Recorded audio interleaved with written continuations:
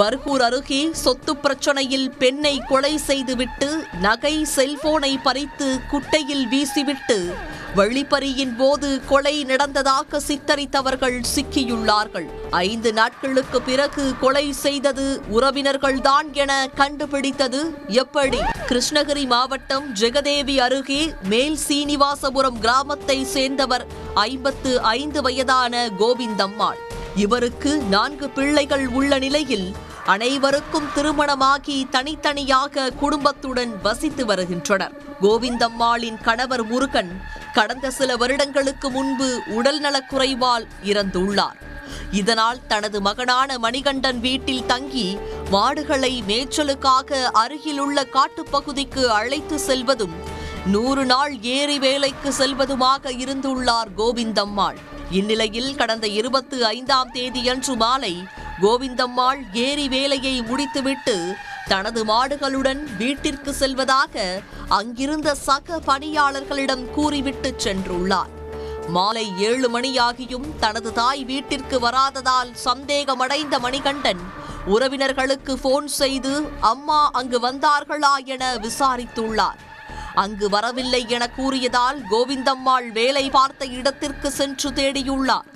பின்னர் மாடு மேய்ந்த இடங்களில் சென்று பார்த்தபோது காட்டுப்பகுதிக்குள் இறந்த நிலையில் கோவிந்தம்மாள் சடலமாக கிடப்பதை கண்டு மணிகண்டன் கதறி துடித்துள்ளார். அப்போது அந்த பகுதியில் இருந்த உறவினர்களும் அங்கு வந்து பார்த்தபோது கோவிந்தம்மாளின் காதில் இருந்த அரை சவரன் தங்க கம்மல் கழற்றப்பட்டிருந்ததும் காதில் காயம் இருந்ததும் அதேபோல காலில் இருந்த வெள்ளி கொலுசும் கழற்றப்பட்டிருந்ததும் தெரிய வந்தது.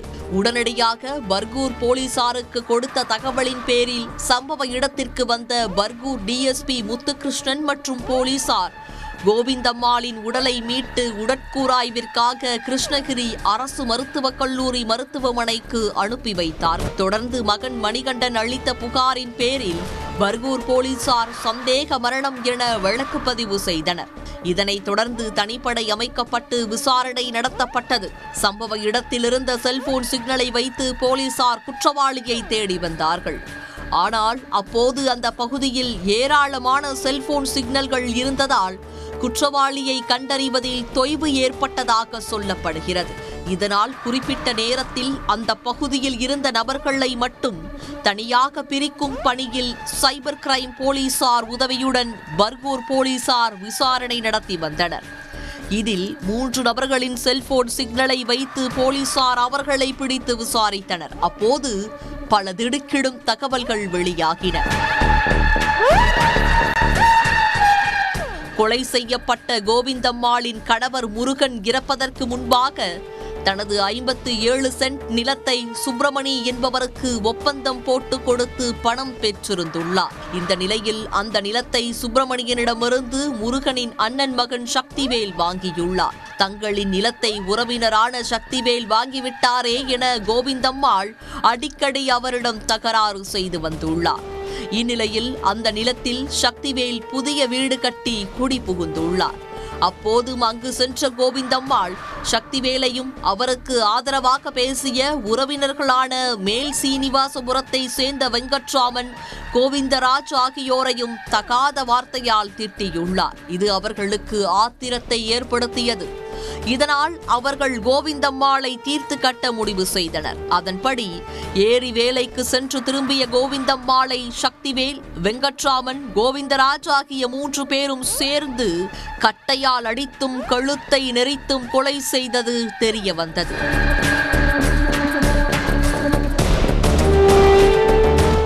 பின்னர் அவரது செல்போன், கால் கொலுசு, காதில் இருந்த அரை சவரன் தங்கக்கம்மல் ஆகியவற்றை எடுத்து அந்த பகுதியில் இருந்த குட்டையில் வீசி கொலை நகைக்காக நடந்தது போல சித்தரித்ததும் தெரிய வந்தது.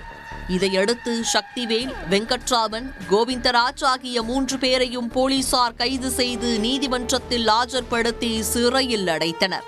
சொத்து பிரச்சனையில் உறவினர்களே பெண்ணை கொன்றுவிட்டு கொள்ளையின் போது கொலை நடந்ததாக சித்தரித்த சம்பவம் கிருஷ்ணகிரி பகுதியில் பெரும் பரபரப்பை ஏற்படுத்தியுள்ளது. உடனுக்குடன் செய்திகளை தெரிந்து கொள்ள சன் நியூஸ் பெல் ஐகானை கிளிக் பண்ணுங்க.